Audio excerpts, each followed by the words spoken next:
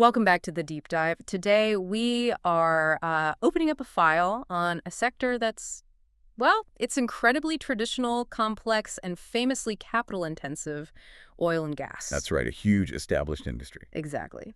But we're not really focused on its past today. We're looking squarely at its future, and specifically how artificial intelligence is driving some, frankly, radical efficiencies, mandatory efficiencies almost, across the whole energy supply chain. hmm So, our mission for you today is simple. Cut through the jargon, get straight to the hard, quantifiable insights.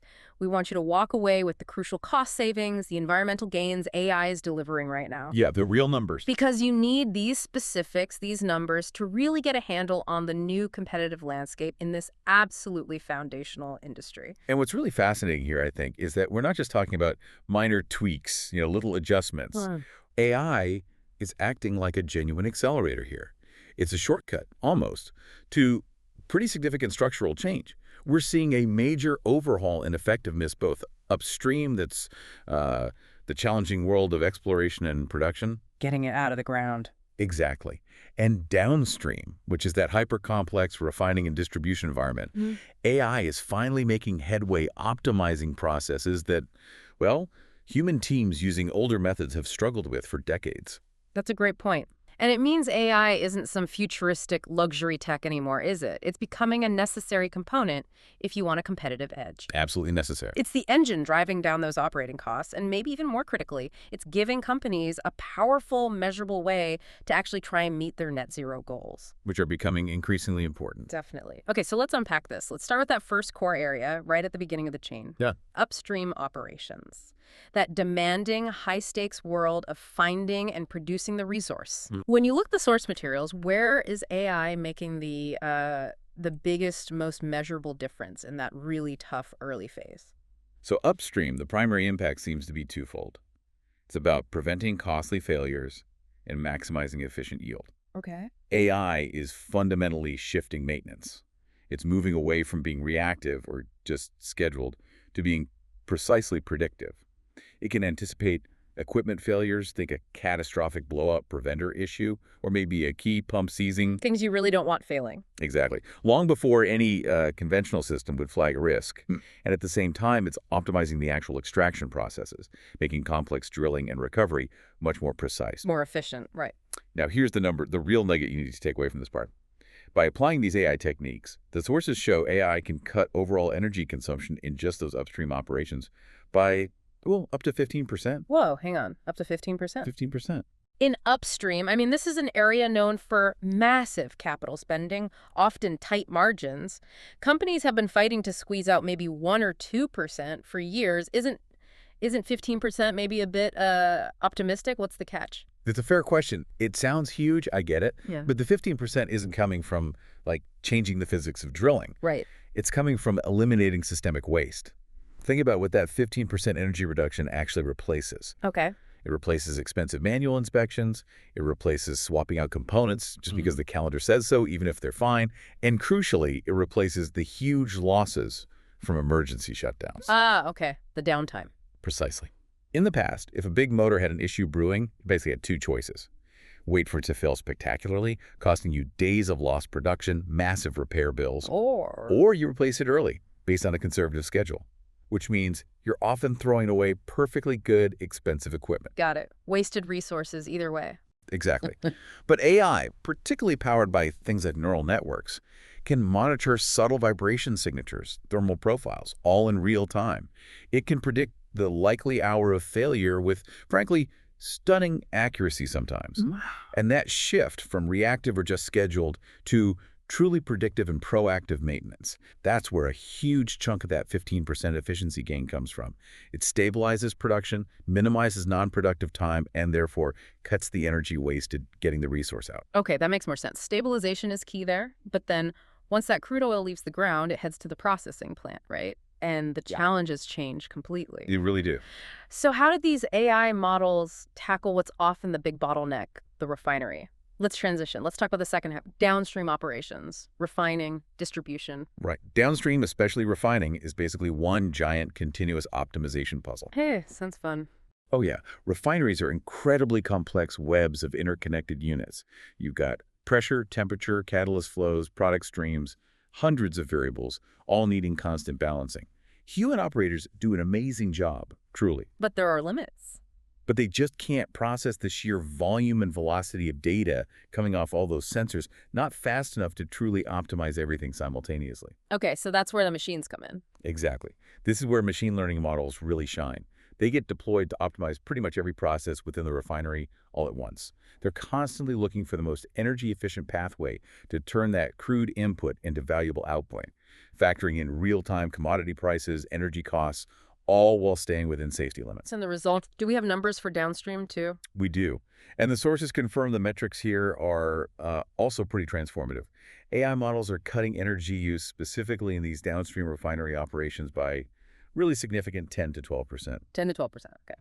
And when you think about the immense amount of heat, pressure, chemical reactions happening in just one large refinery, Yeah. cutting energy use by double digits, that's genuinely game-changing for them. Wow. So the scale is what really jumps out then. You've got up to 15% savings upstream, then another 10 to 12% downstream. Right. It really shows AI isn't just like patching one specific problem. It's acting as a holistic solution, creating these compounding efficiencies right across the entire value chain. That's a great way to put it. Compounding efficiencies. But I think the person listening right now is probably asking how. These are huge numbers. Let's dig into the actual mechanics. How does AI pull off these dynamic, real-time, double-digit cuts in established physical industrial kit? Yeah, good question. And that really takes us to the core of it. It's about data velocity and inference speed. Oh. These industrial operations, they generate petabytes of sensor data every day. Yeah. Thousands upon thousands of readings, temperature, vibration, flow rates pouring in every second. AI is just incredibly good at analyzing this enormous flood of information way faster than any human or conventional control system could ever hope to. So it sees patterns faster. Sees them faster and acts on them faster. Yeah. It allows the AI to make these dynamic real-time adjustments to workflows. And this isn't just, reacting when a warning light flashes. It's before the light flashes. Exactly. It's predictive action. If the AI spots a tiny anomaly in, say, a cooling loop that its models predict will lead to needing more pumping energy in 2 minutes, it corrects the input temperature now. It doesn't wait for the pressure gauge to actually move. Proactive, not reactive. Precisely. Yeah. And the sources highlight that the predictive maintenance we talked about earlier, that's often powered specifically by complex neural networks. Neural networks. Okay. Yeah, and they're critical because they excel at spotting patterns in really chaotic, noisy data. They can pick out that minuscule vibration signature hinting at a future-bearing failure, something a simple threshold alarm would completely miss. That makes total sense for spotting failures. But what about optimizing the actual chemical processes in the refinery? That sounds less like pattern spotting and more like solving a giant, constantly shifting math problem. The sources mention XAI's Grok 3. Why use such an advanced named AI model for something as physical as energy modeling in like a distillation column? Right. It's a different kind of challenge. Refinery optimization goes way beyond simple control loops. It involves complex probabilistic modeling, Meaning? meaning it has to predict how intricate thermal and chemical reactions will unfold under constantly changing conditions. For instance, how tweaking the mix ratio slightly in this column will impact the energy demand and the product quality 3 columns down the line, maybe an hour later. Ah, the knock-on effects. Exactly, the complex dependencies. And advanced large models, like the kind of architecture behind Grok 3, are exceptionally good at handling these massive, multivariable, nonlinear relationships. They can predict the most efficient outcome, considering both yield and energy use simultaneously across the whole system. System-wide, not just one piece of equipment. Precisely.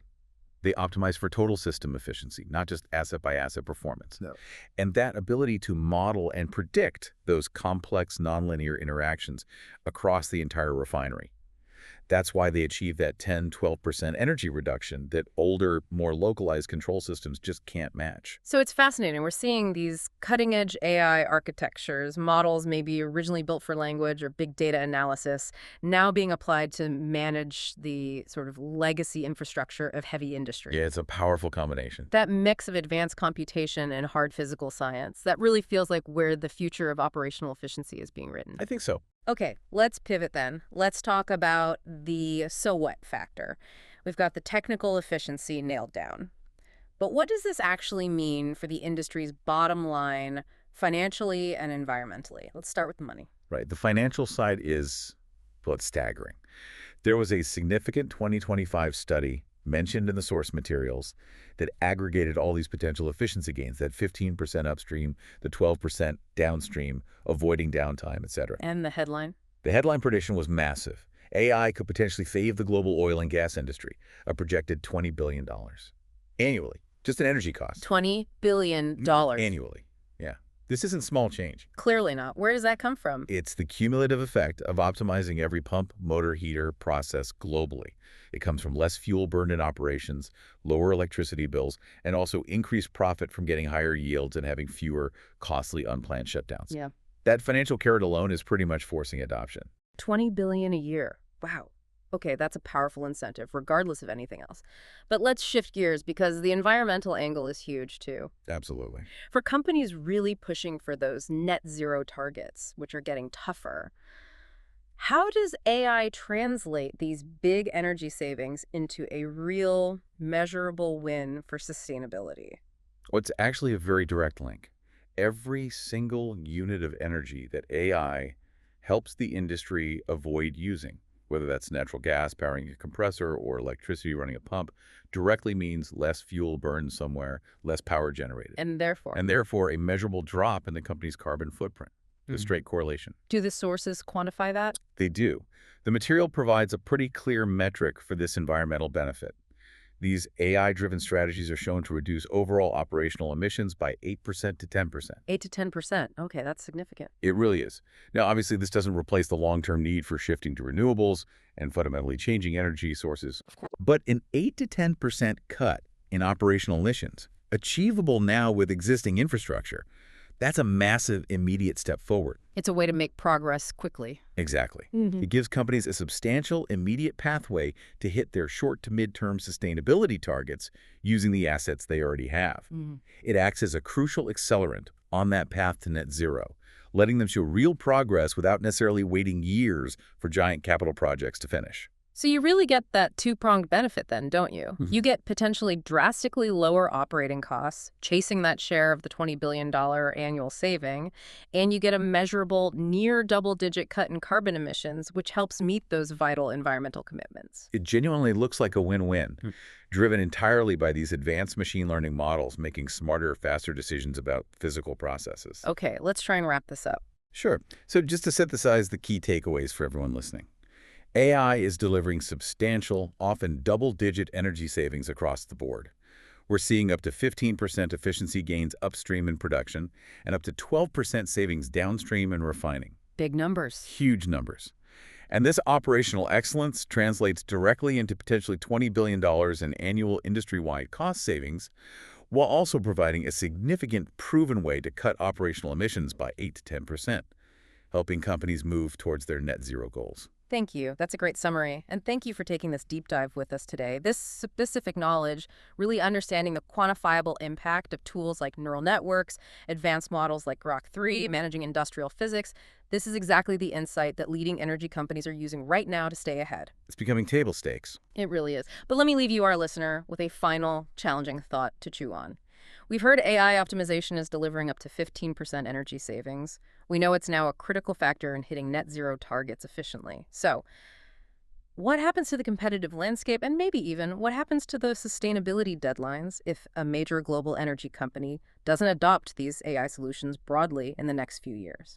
What's the cost of effectively forfeiting their slice of that potential $20 billion annual opportunity? Maybe the cost of not adopting AI in this sector is becoming the biggest risk of all. Something to think about until the next time we dive deep.